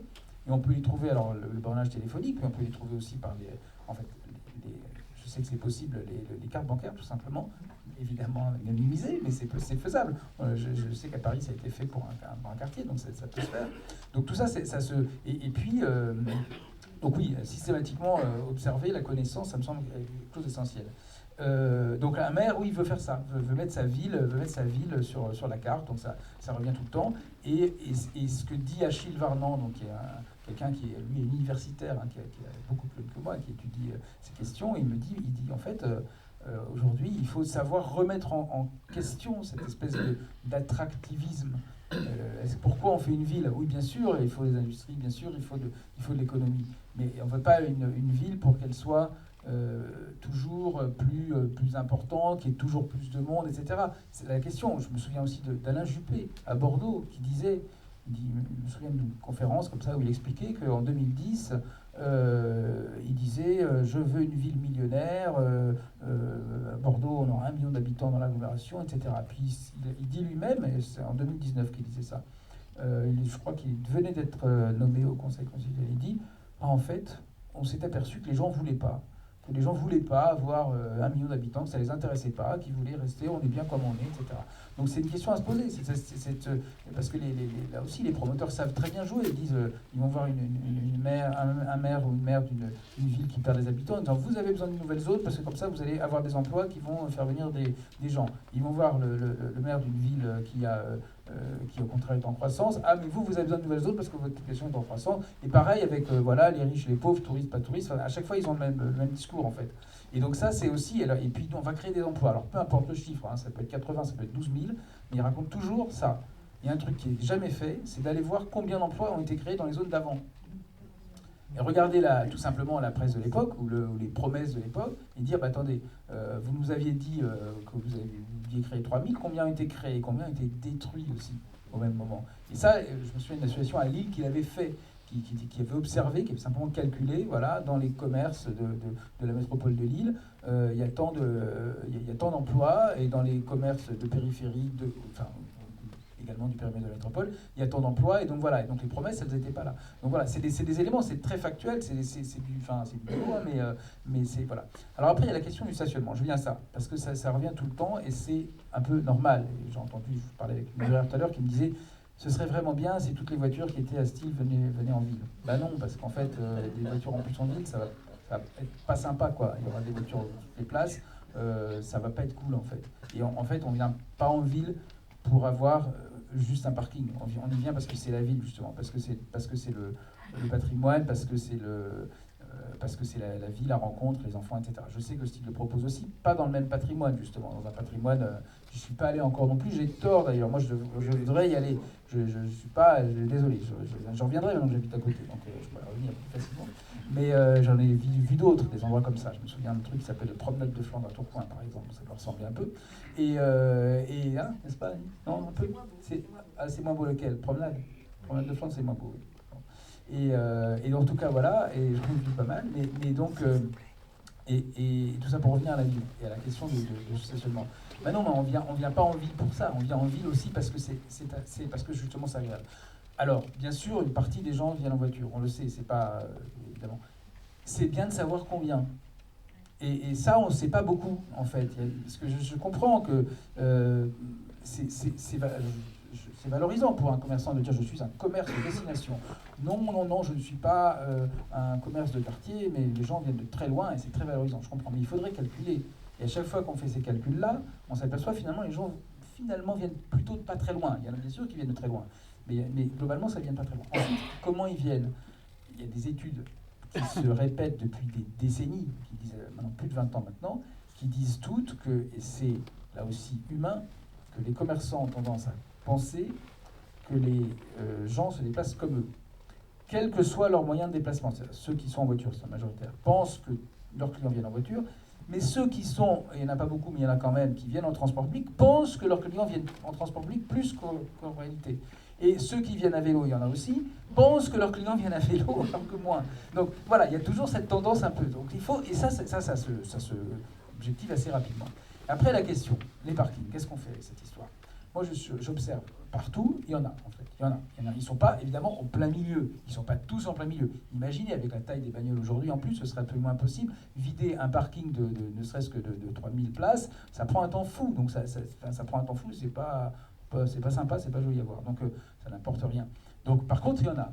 La question, il faut les répertorier. Ils sont où? Ils sont indiqués comment? Moi, je me souviens d'histoires avec les parkings, c'était à Mulhouse. le manager de centre-ville me dit, en fait, ils avaient des prix différents. Alors, je ne sais pas où ça en est rien du tout, hein, mais ils avaient des prix différents, ce qui fait que les gens faisaient tout le tour de la ville pour trouver celui qui était 10 centimes moins cher. Bon, non, on les a tous mis au même prix, etc. Mais par contre, il dit, on a raté un truc, il porte des noms. Il y en a un qui s'appelle parking du centre, un autre parking central, mais c'est ni l'un ni l'autre, celui qui est le plus au centre de la ville. Donc c'est embêtant. Donc du coup, il les renomme. Je me souviens qu'à Strasbourg, il y avait un parking Sainte-Marguerite, mais personne ne savait bien où c'était, c'est une petite église. Bon, on l'a rebaptisé Petite France, et là, tout le monde savait où c'était. Et voilà, c'est des choses comme ça, c'est facilité, c'est dire, plutôt que d'avoir des éléments, voilà, ce parking-là, il est à tant de mètres, de dizaines, éventuellement de centaines de mètres du centre-ville. Vous savez, quand on arrive en voiture, ça m'arrive de temps en temps, on ne sait pas très bien où on est dans la ville. On commence à voir un peu des gens, on commence à voir un peu d'activité, mais est-ce que je suis dans un petit faubourg qui fait que du coup, si je mets la voiture là, je vais devoir encore beaucoup marcher, ou est-ce que je suis déjà dans vraiment pratiquement l'approche du centre-ville? On ne sait pas. Et donc, il faut aider en fait la personne qui est en voiture. Il faut lui dire, voilà, là, on peut se mettre. Et puis ensuite, il y a un truc super important, c'est qu'une fois qu'il y a des parkings, il faut faciliter l'accès à pied et à vélo. C'est évident. C'est-à-dire qu'il faut, plus les gens viendront à vélo pas loin, en transport public, évidemment, moins les gens viendront en voiture, tout simplement. Donc ça laissera de la place pour ceux qui viennent vraiment de loin. Et en plus, il faut vraiment, à partir des parkings, faire des cheminements qui soient dignes de ce nom. Il ne faut pas que le parking qui est un peu plus loin, qui a 300 mètres ou 500 mètres, il ne faut pas que les trottoirs soient minuscules. Il faut qu'on fasse des cheminements, il faut faire des balades urbaines pour aller voir tout ça. Ça prend un peu de temps, mais c'est indispensable. Et après, j'ai entendu cette histoire de gratuité. Moi, je pense que c'est une mauvaise idée. D'abord parce que ça coûte super cher. Et je vois toutes les villes qui ont fait la gratuité des transports publics, en fait, ça leur coûte de l'argent. Et du coup, ils ont du mal à moderniser ensuite tout simplement leur réseau. Je vois à Montpellier, ça leur coûte 35 millions d'euros par an. Ils ont des bus poussifs qui sont plus dans la circulation. Ils doivent renouveler leur tram. Enfin, c'est compliqué. Ça, c'est une première chose. Deuxième élément, il y en a plein des arguments. J'étais l'autre jour à Poitiers. Là, on m'explique qu'il y a une grande rue qui s'appelle d'ailleurs, une espèce de un peu grande avenue, qui s'appelle André Malraux. André Malraux n'a pas demandé ça, mais qui arrive directement dans le parking qui est vraiment sous la halle, donc en plein centre, à côté de la cathédrale de Poitiers. Et ce parking est en ce moment en réfection parce qu'on s'est aperçu en urgence qu'il y avait un problème, donc il est fermé. Et du coup, la municipalité s'est dit, tiens, on va faire la gratuité le samedi ou je sais pas quoi. Ça n'a rien changé. Ce qu'il faut faire, les gens ne vont pas forcément prendre le bus, ça dépend d'où ils viennent. C'est très bien s'ils peuvent le prendre. Ils vont le prendre quand ils viennent d'endroits qui sont desservis par le bus. Et pour ça, il faut les aider et tout ça. Il faut leur dire que ça existe, il faut leur montrer combien de temps ça prend, il faut faciliter, il faut faire des couloirs de bus, de son, etc. Mais ceux qui viennent d'ailleurs, ils ne vont pas aller prendre le bus en périphérie, je ne sais pas où, non. Par contre, il y a un autre parking qui était, c'est ce qu'on m'a expliqué, un peu plus loin dans la ville, qui lui reste vide la plupart du temps. Donc c'est peut-être là qu'il faut amener les gens. Mais pour ça, il faut le dire, pour ça, il faut l'indiquer en ville, effectivement, là, pour le coup, il faut communiquer et utiliser. Les gens ne vont pas prendre parce que c'est gratuit, si ça ne les arrange pas, ils ne vont pas le prendre.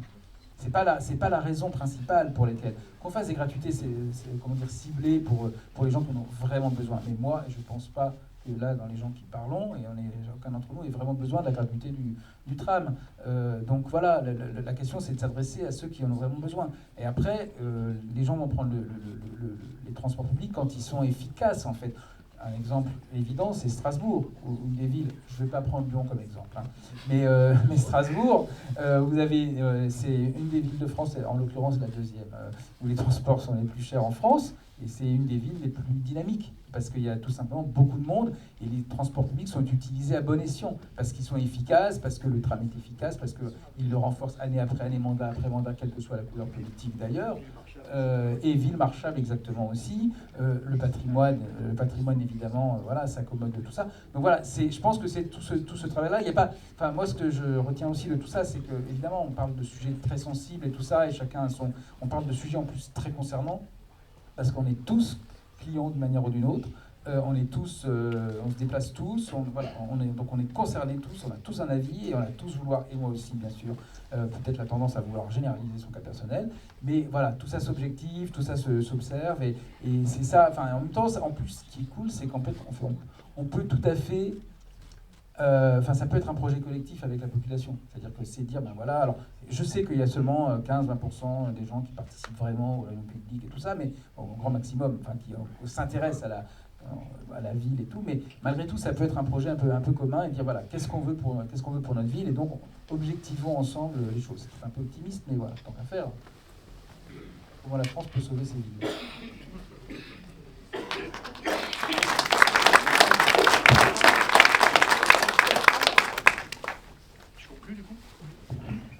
Bien. Merci beaucoup, Olivier, pour tous ces propos. Moi, je voulais simplement, en conclusion, aborder quelques points sur lesquels nous allons travailler dans les prochaines semaines, collectivement. Donc, bien évidemment, sans faire trop de promesses, ni trop s'engager, mais en tout cas, il y a des choses sur lesquelles on peut, nous, véritablement, en tant que liste, s'engager. La première, elle a été évoquée, c'est la question du commerce périphérique. Très clairement, aujourd'hui, on peut prendre l'engagement qu'il n'y aura pas, en tout cas, que nous, on ne favorisera pas, de nouvelles implantations ou de nouveaux commerces en périphérie, ni extension. Ça, c'est clair, c'est un engagement qu'on peut prendre. Il suffit de s'y opposer, notamment quand les dossiers arrivent en commission départementale d'aménagement commercial. La deuxième chose, ce que je veux dire, c'est que la stratégie commerciale dans une grande ville comme Saint-Étienne, elle doit s'élaborer avec les partenaires naturels. Et on ne va pas faire de stratégie commerciale sans les commerçants. Ça, c'est fondamental. Et moi, je me réjouis que, de nouveau, il y ait une forte association de commerçants en centre-ville qui va de nouveau être opérationnelle. Ça n'a pas été le cas ces dernières années. Il y a eu un certain nombre de problèmes. Je vais passer les détails. Mais en tout cas, nous, on compte s'appuyer sur ces associations de commerçants. Il y a aussi des associations de commerçants dans les quartiers, voilà, qui font des choses intéressantes. Et ça, c'est important parce que ces associations de commerçants ont l'appui et sont aussi en partenariat avec la Chambre de commerce et d'industrie, la CCI, avec la Chambre des métiers et d'artisanat. Elles ont les conseils de ces chambres consulaires-là, et donc elles peuvent aussi initier un certain nombre de choses intéressantes. Par exemple, l'association de commerçants qui vient de se recréer, qui sera sans doute présidée par Tristan Thomas, je ne veux pas révéler les futurs votes en interne, soutient et propose qu'on mette en place des cartes cadeaux en centre-ville et dans les commerces stéphanois.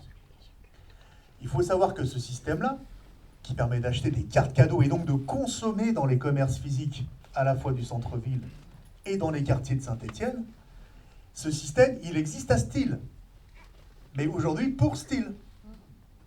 Et donc je crois que c'est tout à fait intéressant que ce système, on puisse l'appuyer et qu'on puisse aussi l'accompagner pour qu'aujourd'hui les Stéphanoises et les Stéphanois consomment en centre-ville et aient un pouvoir d'achat à dépenser aussi dans les commerces physiques de centre-ville. Et je rajoute une chose, là aussi sans trop nous engager, mais la ville est employeur. Il y a 3000 agents aujourd'hui de la ville de Saint-Étienne. Aujourd'hui, je pense que c'est de bonne loi d'envisager que ces agents-là puissent bénéficier, alors pas intégralement, mais en tout cas d'un soutien financier pour pouvoir acquérir ces cartes cadeaux et dépenser dans les commerces de centre-ville physique de Saint-Étienne. On a parlé de l'animation de la ville. Ça, c'est vraiment un point extrêmement important sur lequel nous souhaitons insister. Et Julie l'a dit tout à l'heure. Aujourd'hui, il faudra que les services de la ville qui s'occupent du commerce et les services de la ville qui s'occupent de l'animation travaillent main dans la main. Enfin, c'est une évidence à dire. Je ne suis pas sûr qu'aujourd'hui, ça soit vraiment le cas. Nous, ce que nous souhaitons, notre objectif, c'est que tous les mois, à Saint-Étienne, il y ait une animation de grande ampleur, une animation populaire. Alors, je vais prendre un exemple. On a cité la fête du livre, qui est vraiment emblématique, et qui, on le sait, les commerçants nous le disent, attire énormément de monde le temps du week-end, le vendredi, samedi et dimanche. Mais aujourd'hui, et vous pourrez le constater physiquement samedi prochain, nous avons une grande fête populaire en l'hommage aux mineurs à la ville de Saint-Étienne, qui est la Sainte-Barbe. La Sainte-Barbe, c'est le 4 décembre, et samedi prochain, vous verrez, centaines d'animations dans la ville. Et la fête de la Sainte-Barbe, c'est pas une initiative de la ville de Saint-Étienne. Et moi, je pense qu'aujourd'hui, la ville de Saint-Étienne, elle doit plutôt accompagner les bonnes initiatives, notamment qui viennent des commerçants ou des restaurateurs ou de ceux qui tiennent aujourd'hui les débits de boissons ou les bars, notamment place Jean Jaurès ou dans d'autres places de Saint-Étienne. Mais c'est une initiative de commerçants et ils ont réussi, avec un budget vraiment de quelques milliers d'euros, à faire une animation d'ampleur grâce à la fête de la Sainte-Barbe. Eh bien, il faut qu'on ait les fêtes de la Sainte-Barbe tous les mois.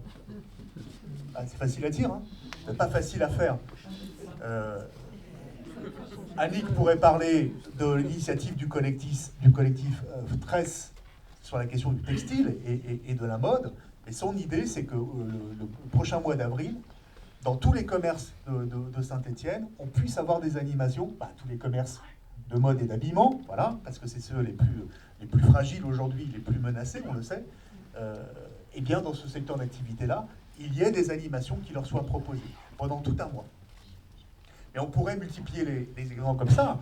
Le Forêt Festival aujourd'hui, ils ont déjà testé l'an dernier, mais ils souhaitent investir Saint-Étienne. Alors c'est pas le centre-ville, c'est pas l'hypercentre. Effectivement, c'est le stade Geoffroy-Guichard, mais peut-être qu'il vaut mieux pour la musique électronique d'ailleurs. Mais le stade Geoffroy-Guichard, nous souhaitons qu'il soit investi de plus en plus aussi par ces événements culturels-là et qui peuvent aussi amener du monde après en centre-ville. Mais voilà, mais en tout cas, des nouveaux événements culturels, nous ferons tout pour qu'il y en ait au moins un d'ampleur tous les mois pour mieux animer la ville. On a parlé de l'accessibilité de la ville, du centre-ville, et de la question du stationnement. Bon, ça, c'est évidemment un débat qui revient régulièrement. Je vais vous dire, nous, on n'est pas convaincus, et d'ailleurs, on n'a pas les éléments d'évaluation très précis, de la mesure de la gratuité totale du stationnement en week-end en centre-ville. On l'évaluera. Je ne vais pas dire aujourd'hui, on va tirer un trait de plume dessus. On l'évaluera. Tout ce qu'on décidera, il faudra des évaluations préalables, mais des évaluations précises. Simplement, aujourd'hui, il y a un risque de cette gratuité totale des stationnements le week-end en centre-ville, c'est que des riverains qui ont des voitures se posent sur les places de stationnement et ils restent tout le week-end. Et qu'il n'y ait pas de turnover, de rotation. Et quand on en parle avec les commerçants, bien souvent ils nous disent 3 heures de gratuité pourraient suffire. Donc voilà, juste cette piste-là, 3 heures de gratuité dans le week-end, je pense que c'est peut-être suffisant sans avoir à avoir une gratuité de stationnement qui est problématique du point de vue de la rotation des véhicules en centre-ville. En tout cas, ce sur quoi nous souhaitons nous engager, ce n'est pas une gratuité totale des transports en commun. Je crois qu'effectivement, aujourd'hui, les problèmes financiers font que très peu de collectivités peuvent se le permettre. Montpellier l'a fait.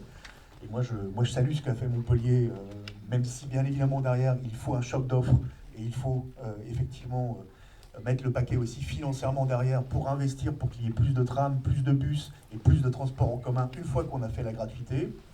Par contre, nous souhaitons que le week-end, nous puissions expérimenter avec l'accord des élus de métropole, puisque c'est là où ça se décide, donc c'est pas que la ville de Saint-Étienne qui décide seule, la gratuité des transports en commun le week-end. Parce que ça, c'est une mesure, je pense, qui est de nature à pouvoir redynamiser à la fois la fréquentation en centre-ville, mais aussi les commerces qui sont en centre-ville. Mais on peut réfléchir à d'autres mesures plus ciblées. On a évoqué tout à l'heure les parcs relais, les parkings relais, qui sont à Saint-Étienne, pas si éloignés que ça, mais quand même à 700 ou 800 mètres, on va dire vraiment de l'hypercentre. Si on prend Clapier, par exemple, la terrasse est encore plus éloignée, mais aujourd'hui, dire aux gens, on va vous offrir une gratuité, si vous venez dans les parcs relais de Saint-Étienne, vous n'aurez même pas à payer votre billet de Stas, vous rentrez dans le parking relais, vous avez un billet, vous avez la gratuité pour vous déplacer du parking relais pour aller en centre-ville. Deuxième chose qu'on peut faire, il y a des milliers de supporters qui viennent à Geoffroy-Guichard tous les 15 jours pour supporter leurs équipes. C'est ce qui nous reste quand même à Saint-Étienne. Ça, on ne pourra jamais nous l'enlever. Et c'est magnifique parce qu'on a des affaires. Parce que moi, comme je ne connais rien au foot, j'ignorais, et je dois dire, jusqu'à il y a 3 ans, totalement l'existence de M. Aulas.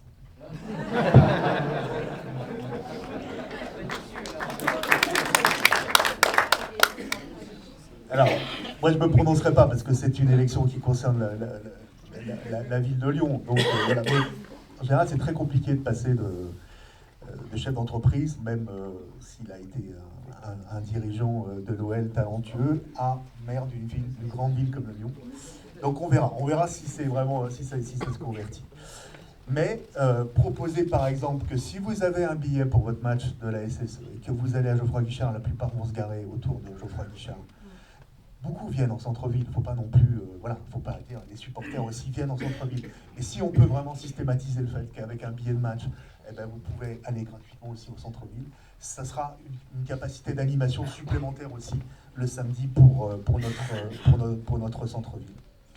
Il faut aussi que nous puissions mieux valoriser notre patrimoine architectural, historique. Il y a des choses formidables à montrer. On a des guides d'ailleurs qui font ça très bien, des historiens, en centre-ville de Saint-Étienne. Alors c'est pas très connu, parce qu'on n'a pas l'histoire d'autres très grandes villes, voisines notamment comme Lyon, mais il y a aujourd'hui des endroits formidables à montrer aussi en centre-ville. Et ça peut faire partie d'une politique de valorisation, notamment de notre patrimoine historique. Il faudra requalifier aussi les espaces publics. La propreté, c'est quelque chose qui est beaucoup revenu dans nos discussions avec les commerçants ces dernières semaines.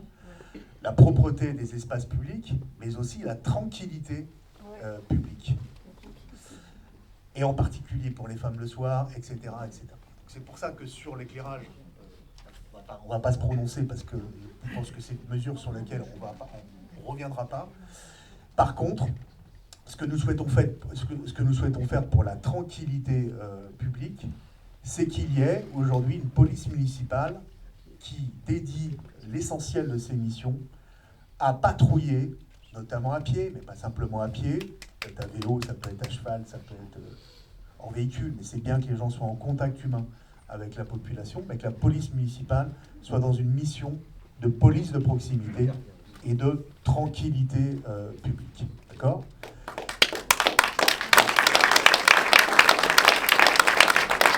Ce qui n'empêche pas, et ça je l'ai déjà dit, que la police municipale vienne en appui des missions de la police régalienne, la police nationale, quand il s'agit de lutter contre les narcotrafics, contre les points de deal, voilà, mais aussi les incivilités routières. Parce que si nous voulons une ville apaisée, et ça va être un des grands enjeux de l'élection municipale, notamment dans la ville de Saint-Étienne, mais pas qu'à Saint-Étienne, si nous voulons une ville apaisée, où coexistent un certain nombre de modes de transport, mais aussi des populations, je pense aux personnes âgées, je pense aux personnes en situation de handicap, qui ont beaucoup de difficultés quand vous avez des trottoirs qui ne sont pas très larges, notamment pour circuler, eh bien, il nous faudra que la police municipale intervienne beaucoup plus contre les incivilités routières et contre les infractions routières qui peuvent être constatées quand il y a des excès de vitesse, quand on grille les stops, quand on grille les feux rouges, etc. etc. Dernière chose sur la tranquillité publique, vous avez vu peut-être cette polémique. Il y a toujours des polémiques avec M. Pedréau. C'est sa seconde nature, hein, c'est sa marque de fabrique, comme on dit. Polémiquer, il en restera toujours quelque chose. Alors, sur la brigade des transports de sécurité métropolitaine, pour les transports en commun métropolitains, il y a quelque chose qui a été imaginé, qui est une très bonne idée, de mon point de vue. Voilà. Je n'engage pas l'ensemble de la liste, mais je pense qu'on sera relativement d'accord. C'est de dire, aujourd'hui, pour assurer la tranquillité publique dans les transports en commun, notamment nos trams, mais pas simplement, on met à disposition la police nationale d'un côté, la gendarmerie nationale de l'autre, parce qu'il n'y a pas que des communes en zone de police nationale dans l'agglomération stéphanoise qui est compétente sur les transports. On met à disposition des réservistes, d'accord, qui ne sont pas des fonctionnaires actifs aujourd'hui, mais qui sont en réserve, mais qui sont capables d'être dans l'opérationnel. Et qui peuvent rassurer, parce qu'ils peuvent être en uniforme, ils peuvent être aussi en civil. Quand vous devez prendre des gens en flagrant délit d'arrachage de collier, puisque c'est quelque chose qui se répand beaucoup, mais pas simplement à Saint-Étienne en ce moment dans les transports en commun, c'est bien aussi parfois d'être en civil et pas en uniforme.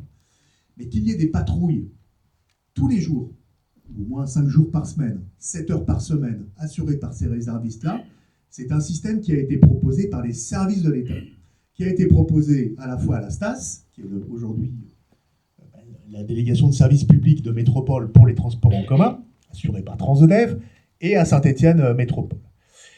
Et ce système-là, je pense il a plutôt un avenir. Il doit être expérimenté, mais je pense que ça vaudrait le coup, effectivement, de l'expérimenter. Ça n'a rien à voir avec le système que présentait M. Perdriau, quand il s'est présenté en 2020, qui était une brigade de sécurité des transports, mais avec les policiers municipaux. Les policiers municipaux, comme leur nom l'indique, ils ne peuvent exercer leurs fonctions que dans les limites de la ville de Saint-Étienne. Et pareil pour les autres communes de l'agglomération. Ce qui fait que ce système-là qui a été mis en place à Montpellier, pour les transports en commun, il a fallu 6 ans pour le mettre en place, parce qu'il a fallu l'accord de tous les maires pour qu'ils délèguent leurs policiers municipaux à une police de la métropole. D'accord ? Donc c'est beaucoup plus intelligent de le faire avec des fonctionnaires de l'État. Et d'autre part, là, il faudrait au moins 40 ou 50 policiers municipaux. Ouais, c'est beaucoup plus cher et c'est beaucoup plus coûteux de le faire avec des policiers municipaux. Et encore une fois, je le dis, il faut qu'ils se consacrent à leur mission de tranquillité publique et de police de proximité. Donc c'est ça qu'on soutiendra, mais ça dépend essentiellement des services de l'État, Madame la préfète de la Loire, et de l'agglomération de Saint-Étienne et de la STAS. Ça ne concerne pas uniquement la ville de Saint-Étienne. Voilà ce que je voulais dire sur les quelques points.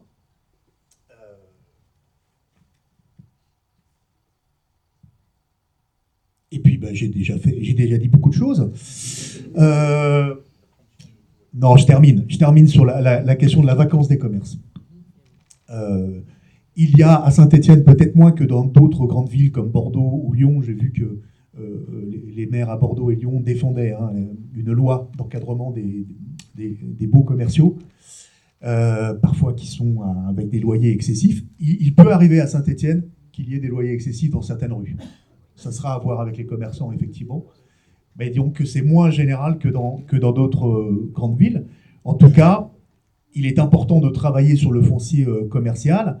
Regardez aussi comment on peut aujourd'hui, parce qu'on n'aura pas un retour du commerce physique traditionnel, je pense notamment à l'habillement ou au magasin de chaussures. On n'aura pas un retour massif de ces commerces-là dans les locaux vacants. Comment on peut aussi, avec l'aide du droit de préemption de la municipalité, mais aussi en ayant une politique peut-être intelligente de loyer modéré pour un certain nombre d'activités, comment on fait venir des activités qui soient des activités de l'économie sociale et solidaire. Vous savez, au Moyen-Âge, le commerce, c'était de la production locale en centre-ville. Je ne dis pas qu'il faut revenir au commerce du Moyen-Âge, mais en tout cas, il y a des activités de l'économie sociale et solidaire qu'on peut faire en centre-ville, de l'artisanat, on peut faire des activités culturelles, on peut faire des activités artistiques. Et je pense qu'il vaut mieux que ces activités-là aient pignon sur rue dans des pas de porte du centre-ville, plutôt qu'on ait des pas de porte vacants et qu'on ait aujourd'hui les locaux commerciaux vacants. C'est aussi ça, se réapproprier l'espace public du centre-ville et permettre aussi à ce que des gens viennent beaucoup plus régulièrement et fréquentent beaucoup plus régulièrement le centre-ville. Ça sera au bénéfice aussi des commerces traditionnels et des commerces physiques. Voilà ce que je voulais donc vous dire, et là j'en ai vraiment terminé. En vous souhaitant une très très bonne soirée, j'espère que vous avez apprécié ce moment d'échange, et je veux encore remercier Olivier Razemont, lui souhaiter un bon retour à Lyon. Il va prendre le TER. Voilà. Certainement un sujet qu'on va aborder dans quelques semaines, bien évidemment, parce que la liaison entre Saint-Étienne et Lyon, on souhaite aussi l'améliorer, en particulier la desserte ferroviaire. Merci beaucoup à vous. La prochaine réunion publique aura lieu mercredi prochain, le 3 décembre, au local de campagne, 14 rue Charles de Gaulle. Elle est consacrée à un thème extrêmement important, l'éducation populaire, avec des intervenants de qualité. Je vous laisse les découvrir. Ils sont derrière moi, à l'écran. Et donc, on vous donne rendez-vous. Alors, venez pas tous, parce que les locaux sont un petit peu moins grands que la salle du Mégarama, et on aura du mal à tous vous accueillir si vous venez à plus de 150. Merci beaucoup à vous. Tu peux faire un peu de commerce pour terminer. Le livre d'Olivier Razemont, les 2 livres d'Olivier Razemont qu'il a évoqués sont en vente par la librairie Forum, juste à la sortie de la salle, et je pense qu'il vous le dédicacera bien volontiers, si vous le souhaitez. Merci.